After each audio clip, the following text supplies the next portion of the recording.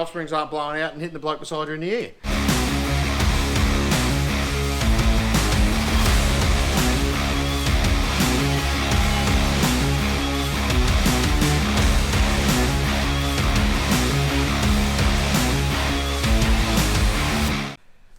Welcome to Hateley Motorsport.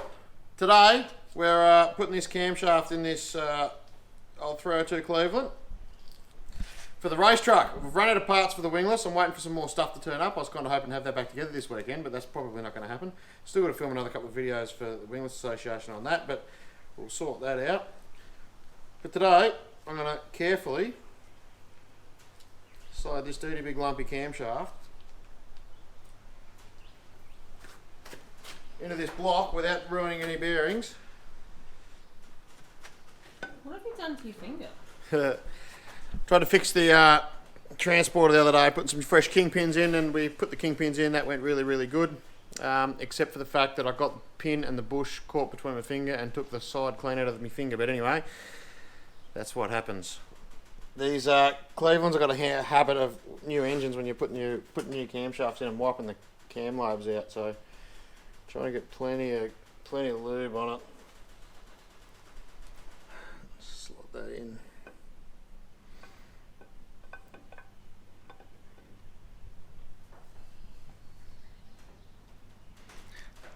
Careful, don't ruin any of the cam lobes. Bearings. Now's the hard bit, getting the last bit in without stuffing it.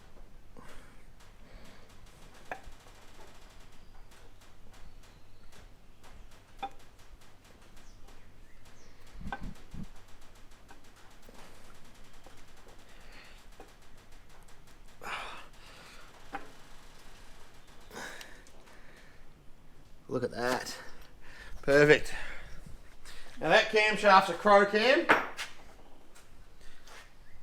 Let me tell you a story about camshaft selection and why I'm making the same mistake again. So years ago when I used to race a girls' car, we had a season that one of my pit crew, Nathan, always talks about. It was the year we won everything.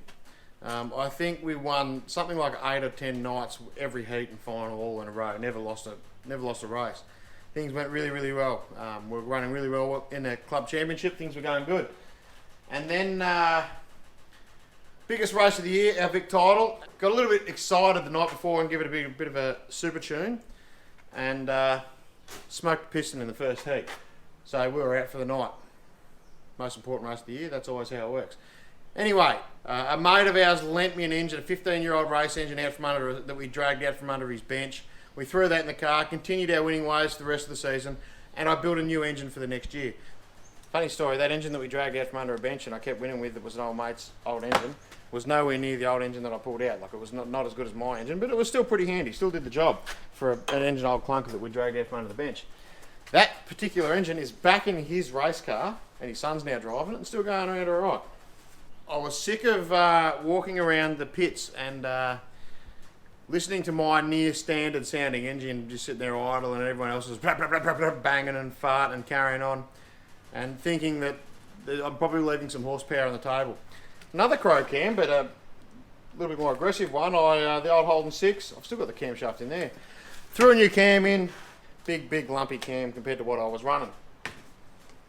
And we went from winning everything the season before to literally half a lap down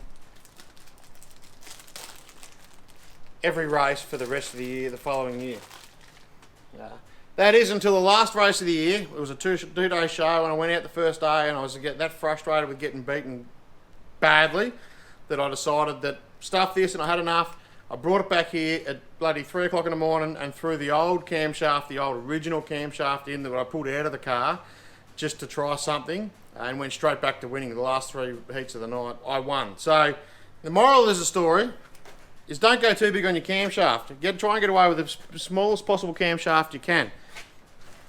Now, with that being said, with this thing, we're going for the opposite effect. So with this one, I've decided that, look, in a car that weighs, or a race car that weighs 2.5 odd tonne, I don't think 20 horsepower is going to make a scary difference. But what is going to make a difference is when I roll this sucker off the trailer and it sounds like I'm making 900 horsepower. The camshaft is probably a little too heavy for it, but it's going to sound cool as shit. The plan is with this engine is just to have everyone freaked out and have them beaten before we even get to the track. So just got adjustable timing gear. These engines we're not allowed to play with too much, so we've just thrown a whole lot. So what we've had done to this, I pulled it down and a couple of bearings were shot, so we threw some rings and bearings in it. Still got the same pistons and everything in it.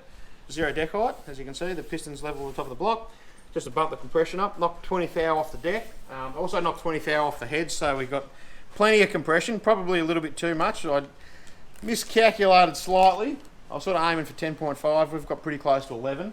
I've thrown some new valves and springs in the heads. That's about it. Too much compression, too many revs, way too much noise. Hopefully scare everyone else because I'm not going to make any horsepower, I don't think. But these old 302s rev pretty hard, so hopefully we can get it cranked up. I've got no idea how this goes back together. You pull something apart like 6 months ago and you're trying to put it back together. It takes you a little bit to remember where everything goes. Goes on there. Goes on there somewhere. So the plan is today is to get this cam in, get it all dialed in, timed up. Then I might, I've got some fresh paint there. I'm going to paint the block, paint her up black. Bit of tape. Black? Again, everything black. Can't you do it like red? I'm going to do the heads red. I might do the heads red. Do the rocker covers red, like on the race car, on the wingless. What do you like doing more so when you're building an engine, more than anything, when you say you like building it? I like sitting down and working out like doing the math, working out compression ratios, doing all your CC in your heads, working out what camshaft's going to work with your valves and your heads, spring pressures, doing everything, getting everything spot on, adjusting like all the spring pressures so they're spot on, and So you like the mathematical side? yeah, not even the math, just the precision of it. You know, just making sure everything's perfect so when you send the thing to 9,000 RPM, the conrod doesn't hop out the side.